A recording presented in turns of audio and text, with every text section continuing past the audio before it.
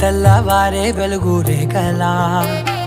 పచ్చ పచ్చ పచ్చి మట్టి బొమ్మలా అల్లి బిల్లి వెన్న పాల నురగలా అచ్చ తెలుగు ఇంటి పూల కొమ్మలా దేవదేవుడే పంపగా ఇలా దేవతే మా ఇంట అడుగే పెట్టెనంట బ్రహ్మ కళ్ళలో కాంతులే మా అమ్మలా మా కోసం మళ్ళీ లాలి పాడేనంట.